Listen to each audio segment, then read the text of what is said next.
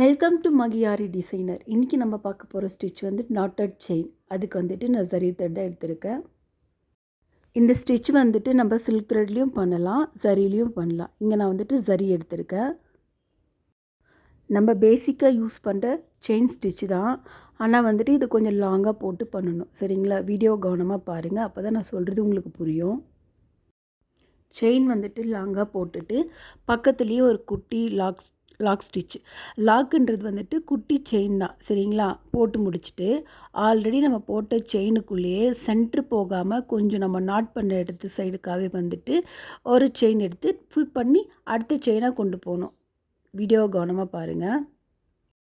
நம்ம போட்டு செயினுக்குள்ளேருந்து த்ரெட் எடுக்கும்போது அந்த த்ரெட்டை நல்லா புல் பண்ணி தான் நெக்ஸ்ட் செயினாக கொண்டு போகணும். நீங்கள் வந்து அந்த த்ரெட்டை லைட்டாக இழுத்து விடுங்க, இல்லைனா நூல் தூக்குன மாதிரி தெரியும். சரிங்களா? அப்போ ஒர்க் பார்க்க நீட்டாக இருக்காது.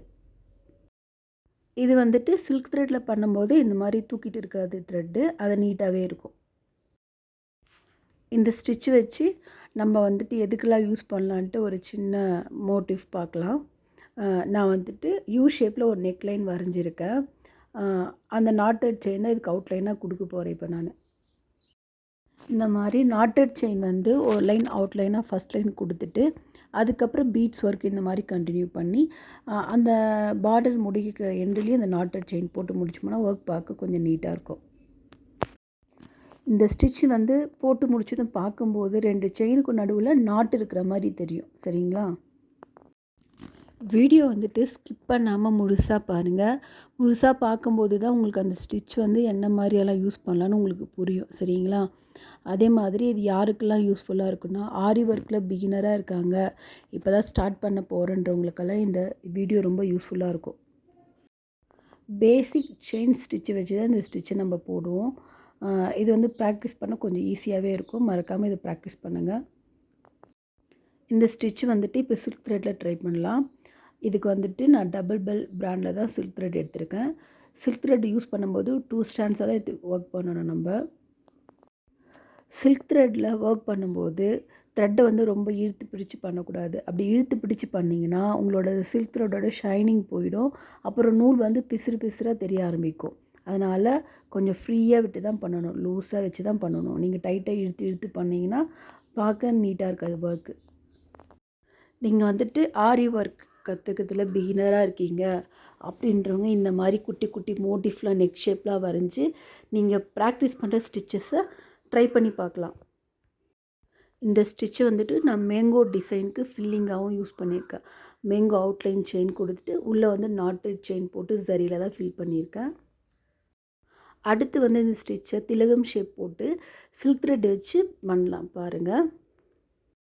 நீங்கள் வந்துட்டு மோட்டிவ்க்குள்ளே ஃபில் பண்ணும்போது அதை 2 பார்ட்டாக பிரித்து சென்டர்லேருந்து ஸ்டார்ட் பண்ணுங்கள். அப்படி பண்ணும்போது ஈவனாக இருக்கும் ஸ்டிச்சஸ் பார்க்க. அதே மாதிரி 2 செயின் போட்டிருக்கும் பார்த்தீங்களா, அந்த 2 செயின் இணைக்கிற மாதிரி தான் அடுத்த லைனில் வர செயின் இருக்கணும். அந்த மாதிரி போடும்போது டிசைன் பார்க்க ரொம்ப நல்லாயிருக்கும். சரிங்களா? நீங்கள் ஸ்டார்ட் பண்ணி கொண்டு போய் அடுத்த எண்டில் முடித்து நாட் போட்டுட்டு நெக்ஸ்ட் லைன் ஸ்டார்ட் பண்ணுங்கள்.